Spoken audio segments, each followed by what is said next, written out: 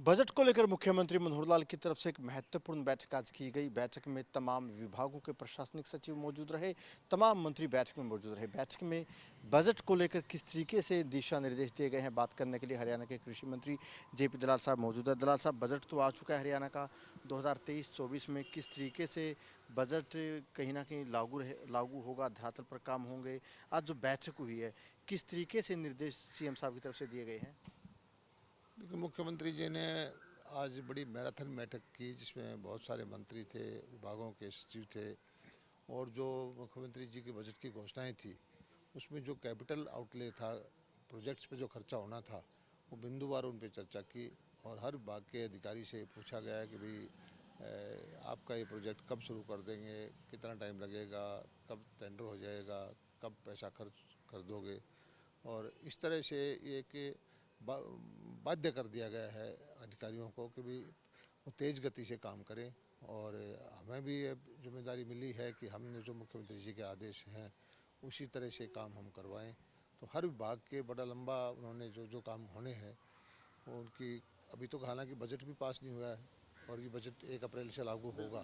लेकिन मुख्यमंत्री जी ने कहा है कि जो जो काम हुए हैं उनमें से ज़्यादातर अप्रैल के महीने में ही कार्रवाई शुरू हो जानी चाहिए और अगले साल में जो बजट है वो खर्च हो जाना चाहिए। दलाल साहब, जो 23-24 का बजट है, क्योंकि अगर अगले साल की बात करें, लोकसभा चुनाव होने हैं, हरियाणा में विधानसभा चुनाव भी होने, तो ऐसे में जो 23-24 का जो बजट है, ये एक साल काफ़ी महत्वपूर्ण आप लोगों के लिए। ऐसे में जो भी सरकार की बड़ी योजनाएं हैं, महत्वाकांक्षी प्रोजेक्ट है, वो भी पूरे हो जाए और कहीं ना कहीं लोगों को भी लगे कि सरकार ने विकास के काम किए, तो उस नाते काफ़ी महत्वपूर्ण हो जाता है। नहीं, बजट तो ऐसा नहीं है कि हम एक चुनाव को देखकर ही एक साल के लिए एक काम करते हैं। हर साल ही ये बजट आता है। और चुनाव का है तो ये हो सकता है कि लोगों का इस पर ज़्यादा ध्यान हो, लेकिन हमारा तो हमेशा ध्यान रहता है सरकार का कि विकास के कार्य होते रहने चाहिए, जनता को उसका फ़ायदा मिलते रहना चाहिए और जो प्रोजेक्ट्स हैं वो डिले ना हो, टाइम बाउंड तरीके से उनके काम हों।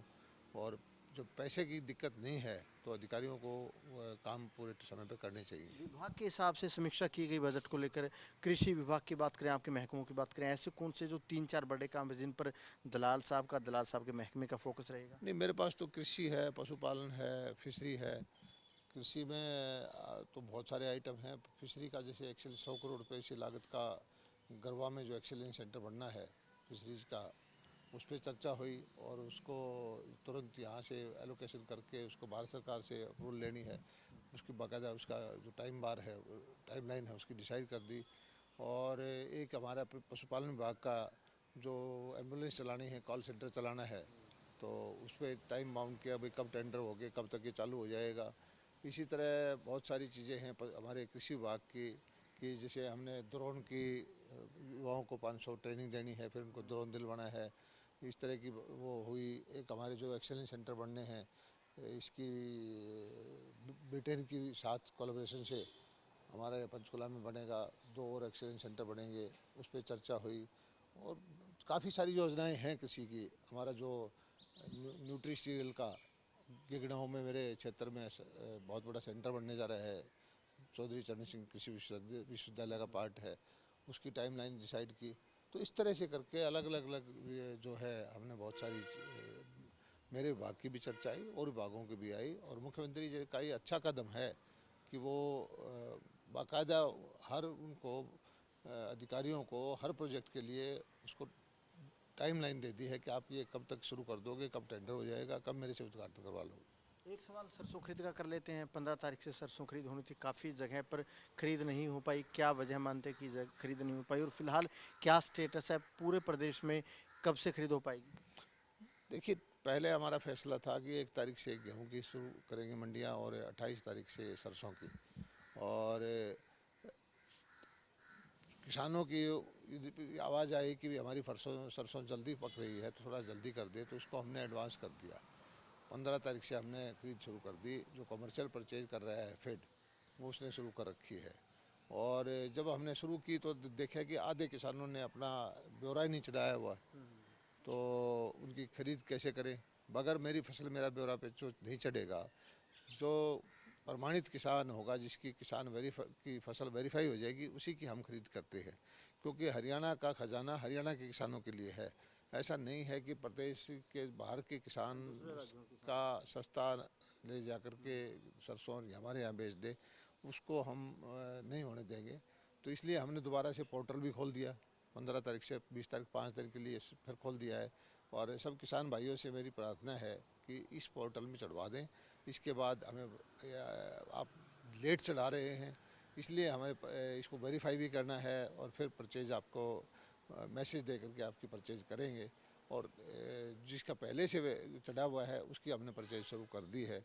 और जो भाई अच्छा सुखा के लेके आए उसमें मॉइस्चर ज़्यादा ना आए, नहीं तो मॉइस्चर की वजह से आपको दिक्कत होती है, 1-2 दिन मंडी में रुकना पड़ेगा।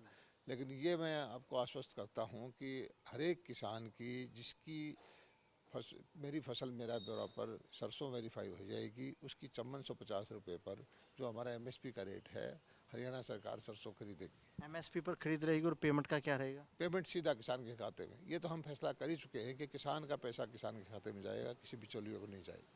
एक सवाल किसानों के कर्ज का कर लेते हैं, क्योंकि विधानसभा में कल मुद्दा उठा था कि प्रदेश के किसानों पर कुल कितना कर्ज है। हंगामा देखने को मिला, प्रदेश में कर्ज की वजह से कितने किसानों ने आत्महत्या की या मौतें हुई, ये भी मुद्दा कल सदन में उठा था।